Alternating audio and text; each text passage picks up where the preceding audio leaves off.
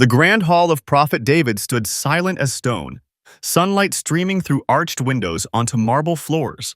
A woman entered, her shoulders bent like a willow in winter, her fingers stained with the indigo dye of her labor. She knelt before the throne, her voice a frayed whisper. "O prophet of God, I must ask, is the Lord truly just? Or does he watch our suffering unmoved?" David, whose wisdom was sung in every corner of the land, leaned forward. His eyes held the weight of 1,000 judgments. God is justice itself. He cannot wrong even an ant. But your heart speaks of wounds. Tell me. I am a widow. My husband's ashes rest in a field beyond the river. For 3 daughters, I spin wool into gold, or try to. Yesterday, I wove a shawl finer than spider silk, crimson as sacrifice, warm as hope. I wrapped it in linen and walked to the market. A falcon dove like lightning, snatched the bundle from my hands. Gone. Now my children's hunger is a wolf at our door. Where is God's justice? As her last word faded, thunderous knocks shook the chamber doors. 10 merchants, salt-crusted and wild-eyed, stumbled in. Their leader clutched a sodden purse. "Prophet David! We beg you, distribute this gold to those God favors. Our ship split its hull on black waves. Death breathed on our necks. Then, a miracle. A falcon dropped a crimson shawl wrapped in linen onto our deck. We patched the rupture with its threads. The sea calmed. Solemnly we vowed, if spared, we give 1,000 gold coins to the needy. Here it is, a lifeline passed on." David rose, his staff tapping like a heartbeat. He turned to the widow. You asked if God is just? That falcon stole nothing. It carried your shawl across raging waters to save 10 souls. Your loss fed the storm so these men might live. He placed the heavy purse in her calloused hands. Take this not as charity, but as a tapestry's second thread. Your shawl mended a ship, now let gold mend your home.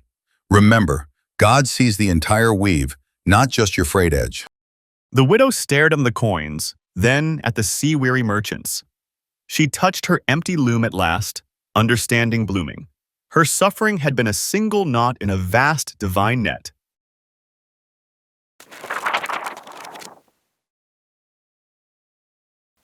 Hey there, wisdom seekers, let's decode this tale. Welcome to DecodeTales. I'm diving deep today into a story that doesn't just ask big questions, it answers them with thunder. The weaver's divine thread isn't folklore, it's a mirror. Let's shatter assumptions together. First, the widow's cry. She's us, all of us. When she snarls, "Where is God's justice?" she's howling at life's chaos, layoffs, diagnoses, dreams ash-burned. Her shawl? It's everything we've ever worked for, vanish in an instant. Ever felt that free fall? That's why this tale sticks. It validates our rage against the universe's silence. But here's the pivot. That falcon, the widow saw a thief. God saw a courier. This is the core truth. What we curse as ruin is often raw material for rescue. Those merchants, they weren't random. They were the recipients of her invisible generosity. Her stolen shawl literally stopped their ship from sinking. So when David hands her the gold, it's not a reward, it's a reckoning. "You called this injustice?" he whispers. "Look closer." 3 threads to unravel. The illusion of abandonment. The widow believed God ignored her. Truth? He rerouted her labor to save 10 lives first. Divine timing ignores human clocks. Ever had a failure later reveal its purpose? That's the loom at work. Interconnectedness. No one suffers or rejoices alone. Her hunger, their survival, her provision. Modern parallel? Your rejected job app frees you for a better fit. Your heartbreak leads you to comfort another. Accusation versus trust. David doesn't scold her doubt. He redirects it.